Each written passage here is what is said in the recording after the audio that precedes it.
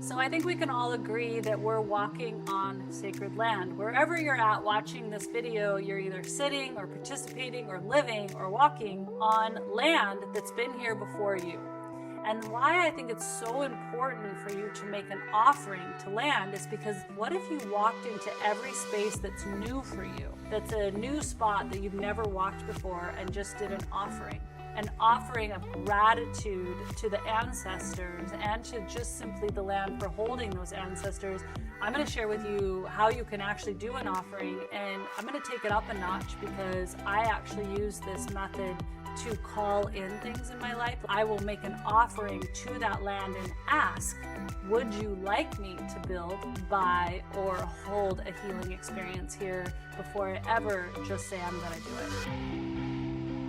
I think it's important to remember that we are visitors on this planet, and that the ancestors and all of these trees and rock family and plant family and animal families, this is their home. And a lot of people have walked these lands, and so it's important for us to just make an offering, say a gratitude before we ever sleep on it or build on it or create on it, and that will just amplify love, unity, and prosperity. These lands, as we all know, has had people that have lived on them, our ancestors, dating clear back into the BCs.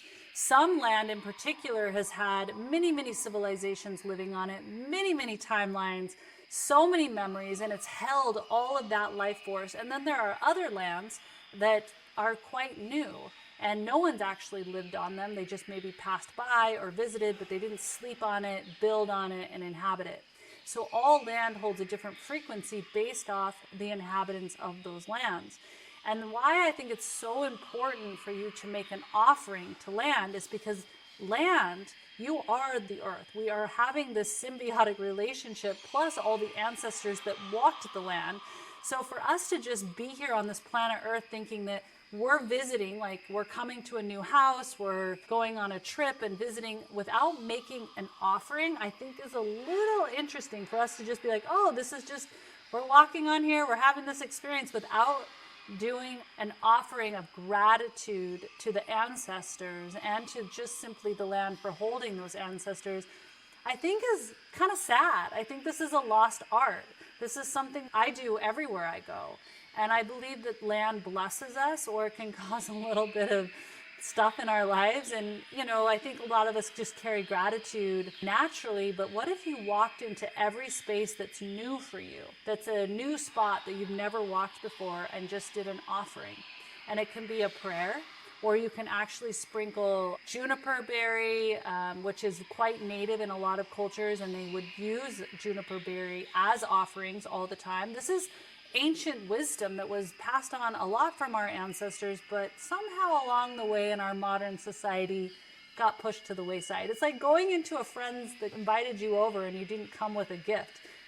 I think you should come with something, right? You should bring some food or wine or a card or just a good attitude and saying, thanks for inviting me over. It's like that.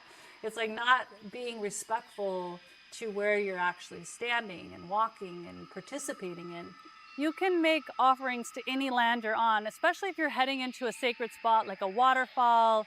You're heading into something very magical. This is the perfect time to just say thank you before you walk through it. Or if you're hiking somewhere where it feels a little treacherous and you're nervous to lose your grip or you might fall, you can ask the land, will you please guide me? Am I safe to walk on you? Are you okay with me walking on you? And then you can take your offering or your intention and just place it on the earth and say, thank you. Thank you for letting me be here. Thank you for your messages and your warmth and your embrace and your protection. And that's all you have to do. I want to work with the nature elements, the nature spirits, and the ancestors because they are here. They are very aware of all of us, whether we can see them or not. And so what you can do is, like I said, you can grab a juniper berry, which is quite native for my ancestors. It's native. It also grows in a lot of cultures. Like I saw it when I was in Spain. It grows obviously in the mountains of Colorado, a lot of northern parts of the US and Canada. So juniper berry or sage is quite universal as well. If you're in like southern countries, cacao beans, they'll do a cacao bean as an offering as well. It's some type of natural element. That's what I mean. Like, not, it's not a synthetic or man-made element. It's a natural element. You can bring that. Now, if you don't have one, you can grab a leaf or a rock from the area and make that offering with an element that's already on that land. It doesn't have to be something you bring in. So what I'll do is I'll go in onto the land and I'll give you a real life story about how I made an offering to a dream property that we are actually building on currently. But let's say I just went into Spain and I'm going on just solely vacation. I don't know when the next time I'll be on those lands. It's the first time on those lands. Before I ever go to sleep at night, I will actually take my offering that I bring in a bag. I have a bag that I travel with, and it has my shungite, which I'll link below. I use shungite to clear water. It has my crystals to grid my room, because I always grid the space I sleep in. If that video is ready, I'll post it and link it below. And it has like my Palo Santo and my sage, and it also has like my offerings, case I need to make an offering wherever I'm at, and I will just say thank you. That's it. I don't have to do some big drawn out ceremony and light candles everywhere and like sit and meditate forever. I just am like, the spirits know. I'll just come in and I'll say thank you for letting me be here. Thank you for letting me walk. I'm so appreciative of the ancestors. I may or may not know who they are and their traditions, but I'm so grateful to be able to be here and witness it with my eyes today. And then I just sprinkle it out onto the land. If it's like a cacao bean, I might dig up some dirt, put it in there, and then cover it back up. And this is how you make an offering. And it's just more of a gratitude offering. Now, if you're wanting to work with land or work with ancestors to create something bigger, let's, for example, say you want to host a healing experience, or you're wanting to build a business on this land, or you're wanting to build a house or actually get the land. So I had a dream about a particular piece of land that would come to me in visions for many, many years. And I didn't know where this land was. I just knew the vision, and it showed me there was water, so I knew it was the ocean. It showed me that there was a waterfall and a river to the right, and that I could see the ocean, but it also had jungle. So I was like, is this an island? Is this in Mexico? Is this in Costa Rica? I was thinking of all the places I'd visit, but I just knew that if I ever saw this land, that I was most likely meant to buy it and do something with it. And I saw that there was different healings on this land. This was going on for about 6 years.